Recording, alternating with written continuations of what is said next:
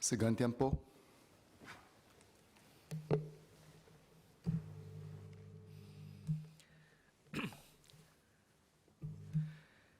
Mr. Speaker, I would like to thank the Minister and his team for a very carefully crafted budget to cater to Singapore's immediate and long-term needs.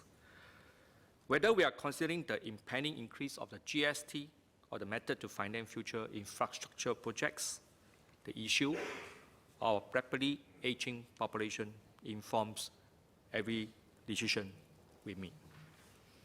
In Mandarin, 财政部长发表的新财政年预算案，从消费税增加到如何支付即将增加的未来基建项目，背后的主要顾虑是我们面对的迅速老化的人口问题。预计到了2030年，不很远，12年后，65岁以上的新加坡人将从现有的44万增加1倍到90万，而且将从每6个工作人士劳动力支持1个老人的比例，迅速的下滑到只有2.1个工作人士支持1个老人的比例。无疑的，人口老化与劳动力的萎缩将带来社会影响，并增加我们下一代的负担。在此，我想问部长，政府是否还会继续通过多项政策，包括鼓励生育与移民政策，来维持6个工作人士抚养1个老人的比例？许多多项政府政策的试行，例如提高生产力、科技应用、终身技能学习，以及可持续经济发展增长等等。所谓10年树木，100年树人。2030年后，这个比例还会是否适合时宜，能让新加坡继续经济繁荣与宜居？新加坡人是否继续享有优质生活，而又不会增加我们下一代子孙的负担？请问部长，如果不是，那最低与最对我们国家有利的比例该是多少？ We have to address the problem of our aging population through a combination of raising the fertility rate and control regulated measures and selective immigration policies. Example, priority for those who are self-reliant financially, contribute good tax revenue for Singapore, or who could create quality jobs for Singapore. Measures such as ensuring more healthy golden years for seniors and upgrading their skills, boosting productivity and utilizing technology are all very well and good. However, there is no replacing having more babies, youth, and an active workforce in our population. Would the Minister elaborate on what other options has been considered, resulting in GST being the preferred choice?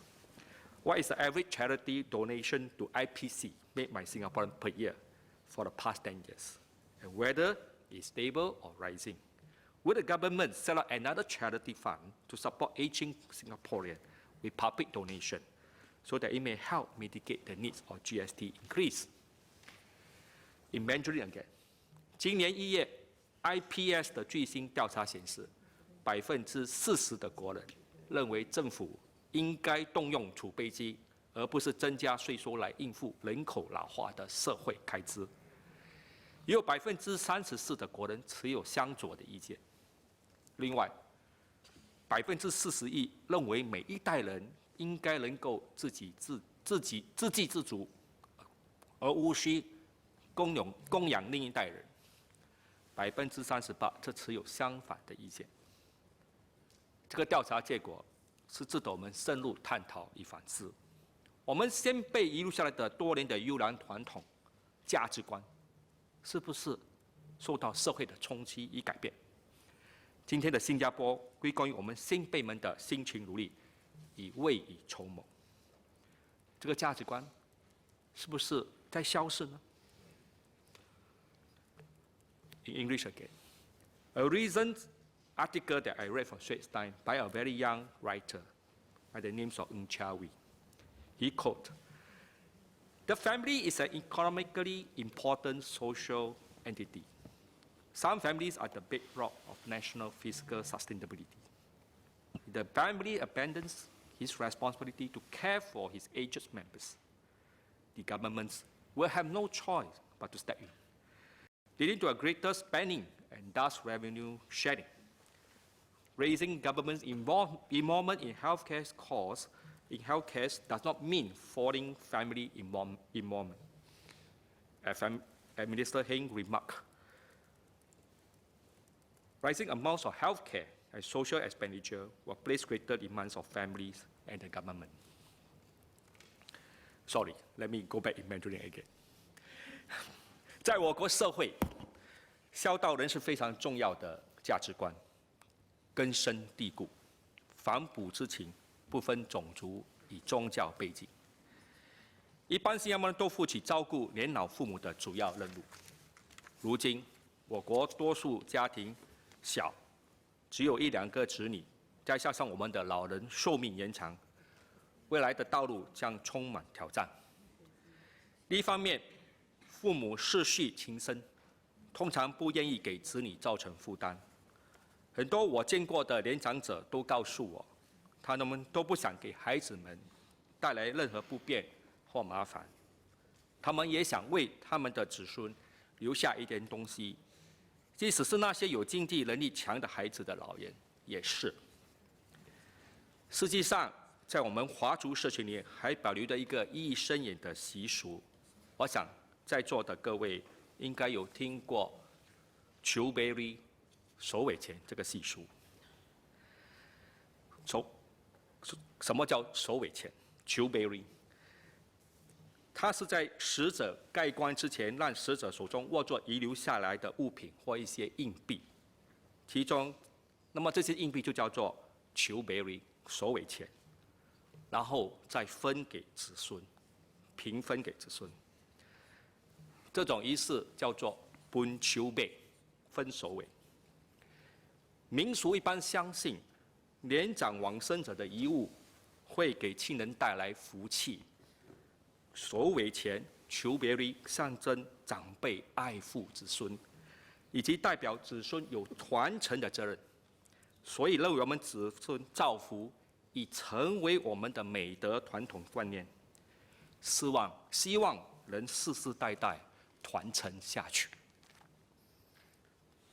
In the Straits Times article, the same article that I read, he quote, "Those who do not wish to support the older generations must consider that they have been supported by this very generation many times over.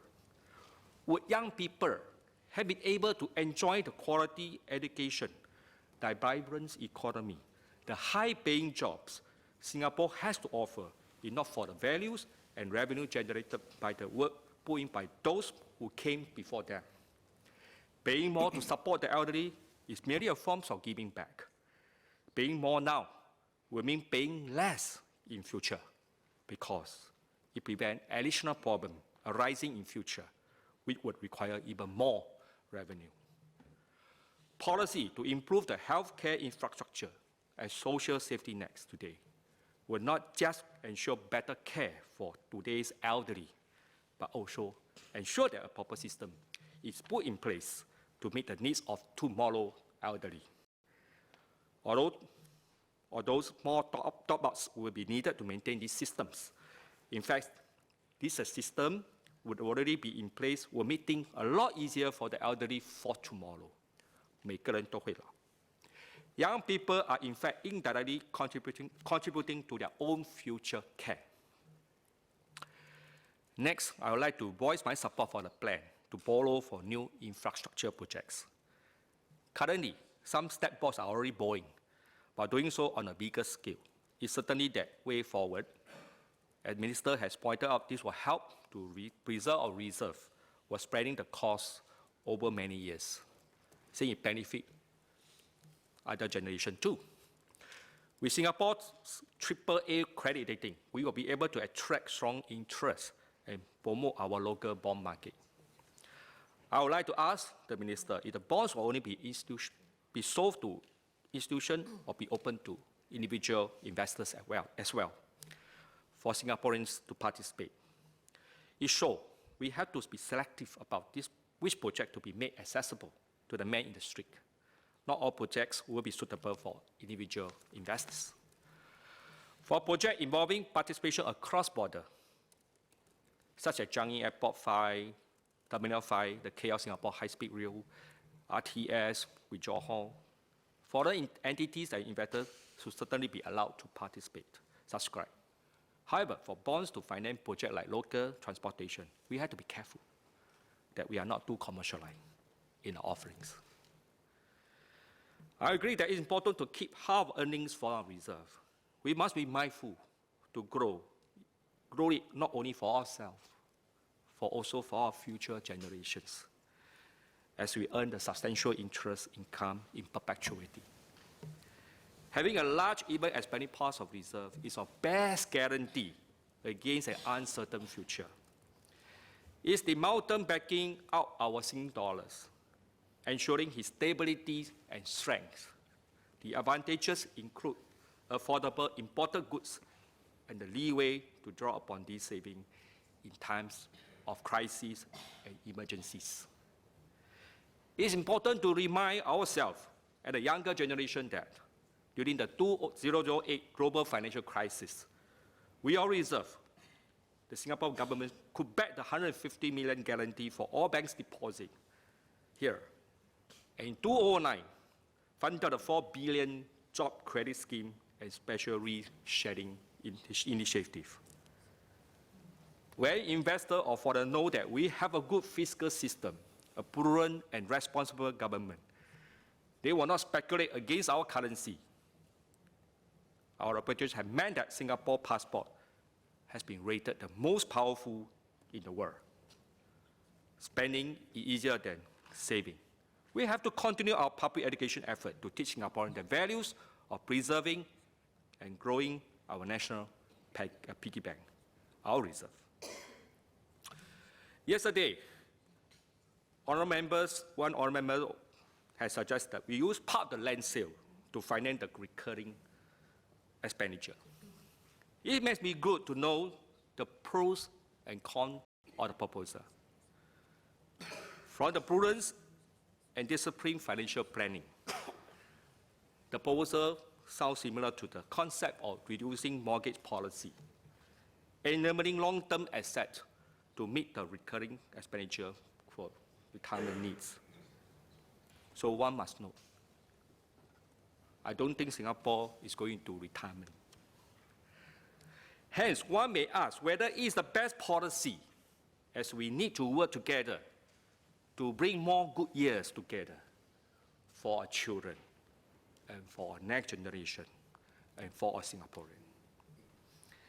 In the finance industry, even you ask for a short-term loan using your long-term asset, the bank will ask, a lender will ask, a repayment plan of this short-term loan. Right? And this is also one of the prime conditions for giving the approval. Presently, there are other taxes such as BSD, ABSD, and ASD that will help us preserve our capital while allowing revenue to fund for social expenditure, such as many different types of subsidy and special HDB CPI grant for our younger generation to buy HDB flats. Even for retirees, there are also many options, such as lease buyback scheme for them to support their retirement. On that note, may I ask the Minister whether for every dollar paid by the low-income group, they will get back $4 or more benefit in return. Likewise, for every dollar spent by the middle income, they will get back $2 or more in benefit in return. With that, I support the budget. I know that Mr. Lee Shen encouraged us to use more Mandarin. I'm not sure whether toggling back and forth was what he meant, but thank you for keeping our translators on the ball.